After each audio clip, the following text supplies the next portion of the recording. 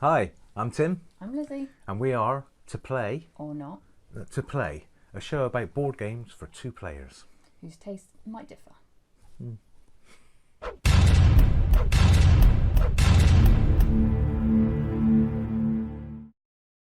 Hi. Hello. Today we are looking at Biblios. 2 to 4 player game. 30 minutes, but we normally play in about 15, don't we? Mm-hmm. It's a lovely little dice and card game. Yeah. And to be fair, I wasn't looking at that. I think, it's not really up my Straza theme-wise. But you convinced me to try. Well, the theme's not that strong really on it. But anyway, so this is a Steve Finn design and it's published by Yellow. Really nice little kind of magnetised box. It's like a little book. And it's basically a set collection and auction and dice manipulation game. So it's those three things in one. And the way that the game plays is very simple. There are two phases. The first phase is a set collection phase where you share the cards. So depending on the number of players, so we'll talk about it as a two-player, obviously, but it's 2 to 4.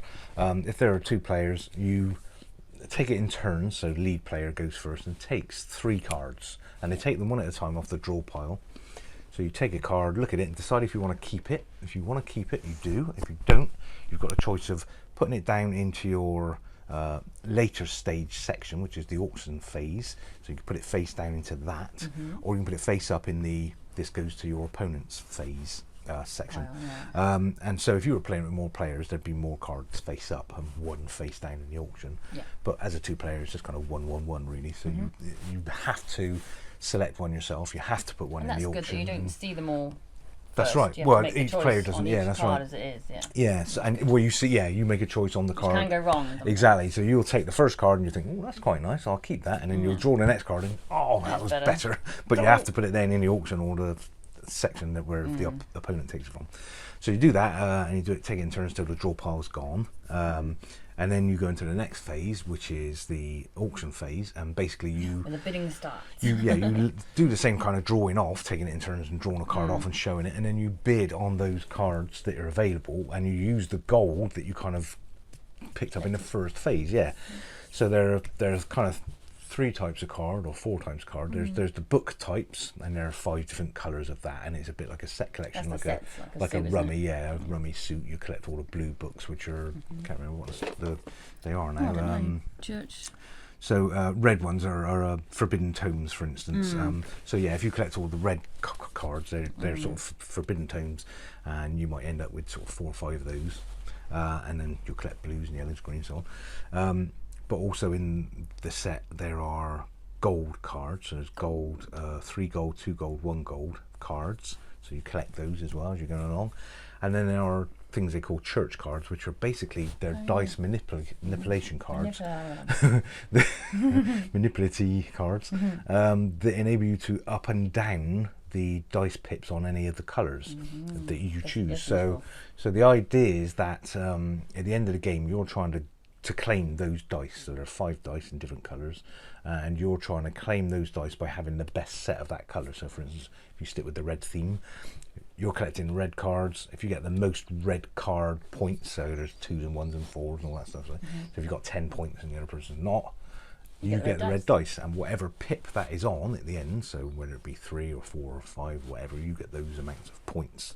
Red dice, Hence 5. why you want to start bumping your dice up and bumping theirs down. Correct. So you kind of want to choose those church Not cards. that you know what the other person is collecting. Well, you kind of do. Hazard a guess. Yeah, you kind of do. It's different to you probably, or I don't know. You could be fighting over the same thing. Yeah, it becomes a little bit more apparent as time goes by. Well, as soon as you get a card and you turn one up, a dice up, you think, oh, well, obviously they're collecting that card, so they just turn that dice up. That's true enough.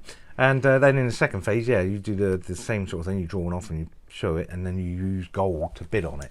So you're trying to collect your red set. Precisely, So you might say, well, I'll bid 1 for that 3 red card, and the other person, I'll bid 2.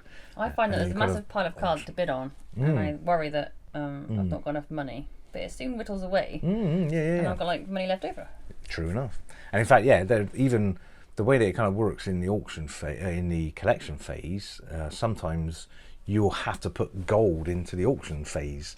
So there's gold available for purchase, if you like, and you can purchase those with rubbish cards that you've got in your hand. So like a set you tried to start making, but yeah, exactly. So if you've anywhere. got, say, one yellow card, or mustardy or whatever, you've got one yellow card and you don't want it, it's just 1 point, say, you can bid that one card as a currency to buy the gold.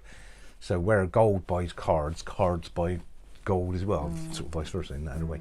So you can get rid of your other bad cards to buy gold, so that you can then, within that same phase, weirdly, you can buy cards further down the deck with the gold.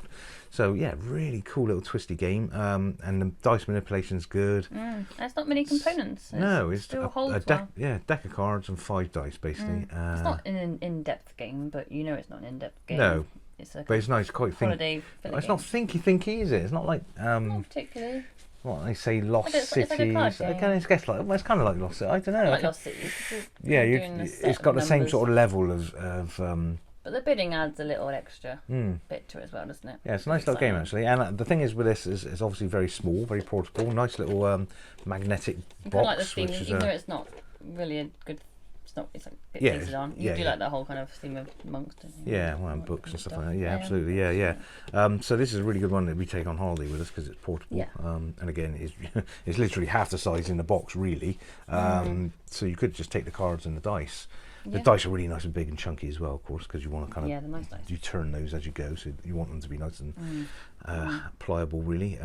And when you first said, like, when you first got it, I was like, oh, what were you sure about? Look, there's a couple of monks on there. Yeah, it looks boring, doesn't it? Meh. But I really enjoy it. Yeah, it's a nice game, really nice game. Yeah.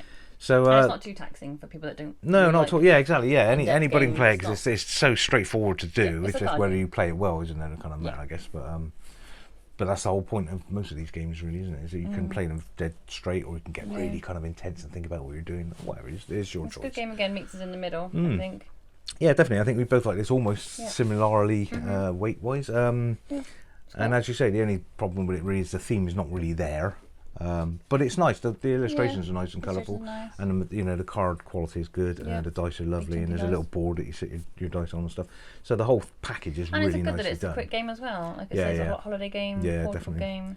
Yeah, I mean you can play this definitely on a pub table in a holiday resort, or on your cafe table. Or, on the beach. Yeah, nice. Cool. Okay, well, let's scores then. So, do you want to do it? You go first. Yeah, it's over 5 because obviously it's a good game. It's not like a negative. I think 6.5 for me. Yeah, fair enough. When I've gone for a 7.5, in fact. So I like it a little bit more than you because obviously it was my game in the first instance. Yeah. So that's 7.5, 6.5. Is that 15? Is it 15? 14.5. No. 7.5, 6.5. 14. 14, not 15. You're really good at maths, just so you know. It's 14, I'm sure. If it's not, I will edit that. It's between 14 and 16. The score is 14. I agree, the score is 14. Well, I actually, when I was behind the book, I was going like that, 14. I didn't need to, I could have just gone 14. Yeah. With the book in front of me, but I didn't. You were like, the score's 14. Then that didn't work. Is the score 14? I don't know. It's around there. It's a good game. You should get it. Anyway, recommended. Thanks for watching this one. Hope you enjoyed this one and you'll like this game. Definitely recommend it. Check out some of our other reviews and ask us if you want us to review any of these. And please like, subscribe and share. Thanks very much and we'll see you next time.